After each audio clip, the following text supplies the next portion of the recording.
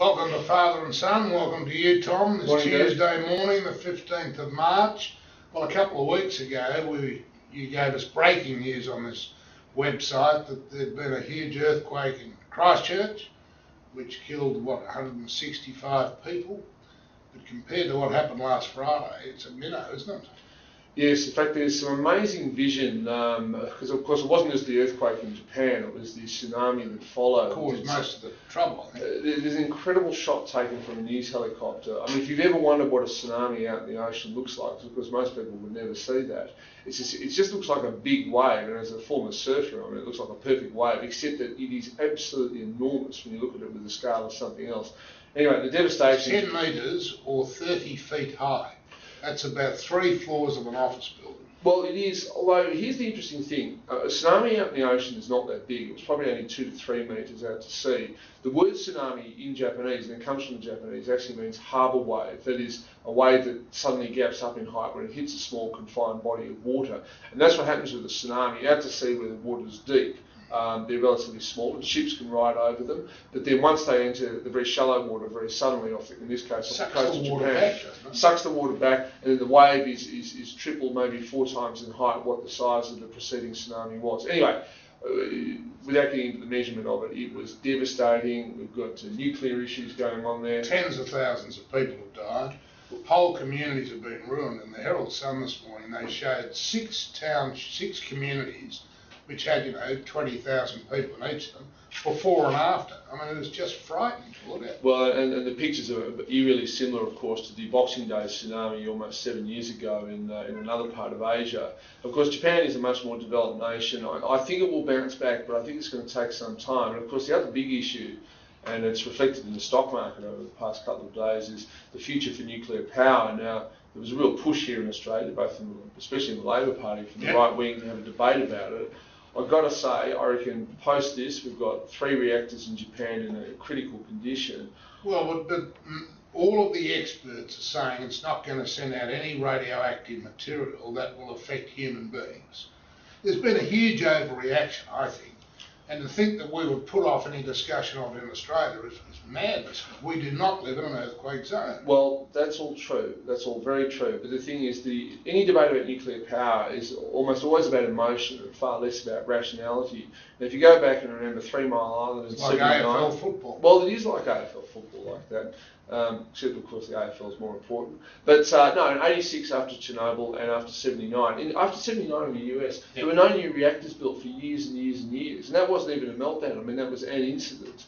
Chernobyl, of course, meant that Europe put off its nuclear expansion for quite some time. And it's only been recently that Germany, for example, has decided to extend its nuclear capability to generate power. So my feeling is that for a few years, I think everybody's going to sit back, take breath and say, well, what do we think?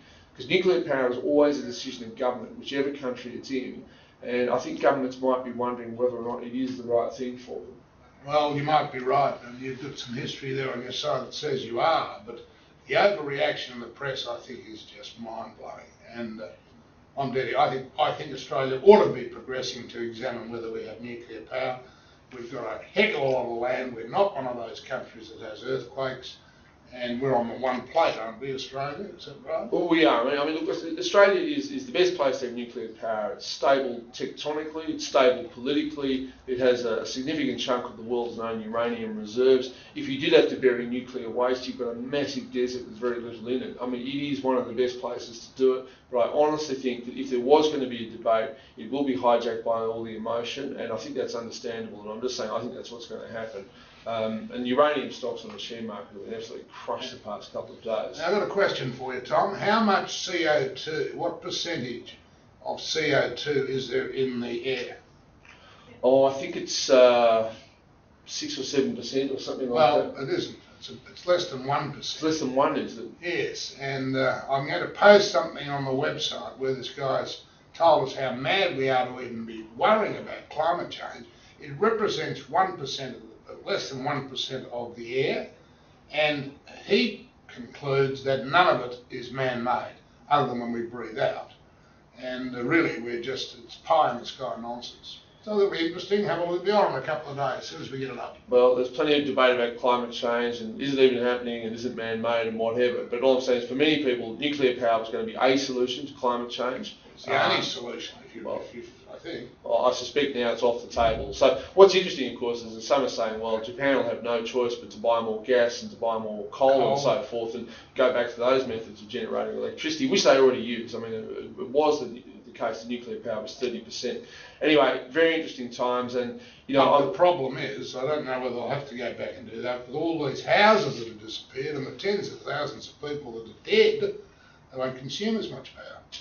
Well, they won't, but it all depends on whether the rebuilding occurs. The number of people dead is a very small proportion. Even the buildings, we're talking about 8% of the Japanese landmass that's been affected here. But look, there will be things, their car companies have all ceased production, so Nissan, Honda, Toyota, and that could affect the supply of cars into the Australian market and other markets. Will Japan coal will go up? Well, I think it probably will. Like natural gas could well be the fuel that people decide to choose, and Australia has lots and lots and lots and lots of that. So, maybe we'll be sort of blessed, if you like, with some sort of upside out of all this. Now, changing topic a bit, I know you didn't watch Q&A last night because your least favourite person, Julian Gillard. Well, I was sitting there waiting for it to come on, and I saw that the Prime Minister was on, so I changed channels. Well, the ABC, you'll remember, last year was accused of hijacking John Howard when he was on the panel by himself. He was the panel.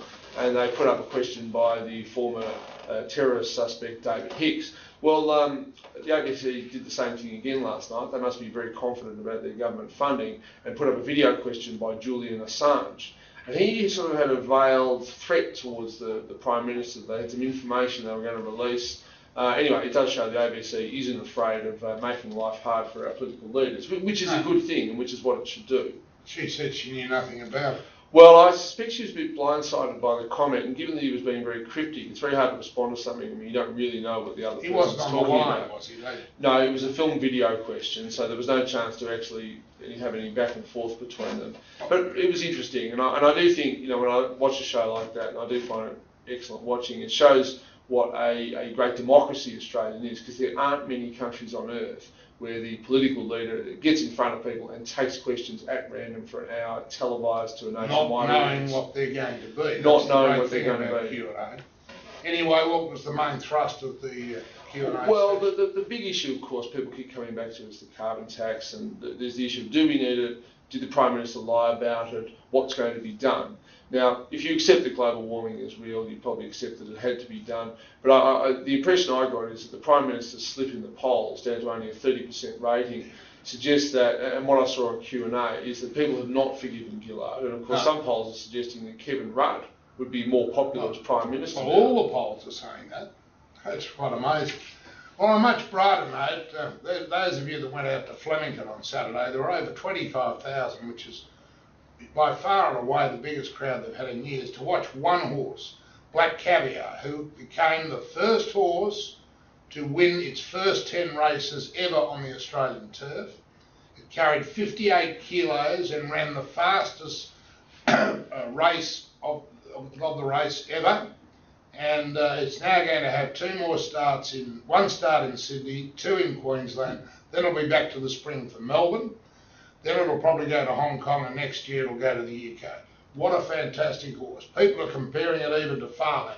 It's a waste of time comparing horses in different eras, but this looks like the greatest sprinter we have ever seen in this country.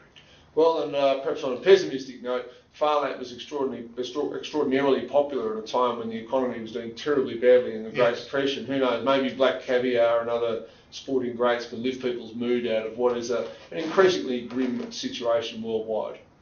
All right, that's it for this week. Don't forget to look at this climate change article, which we'll put up on the website, and we'll see you all next week.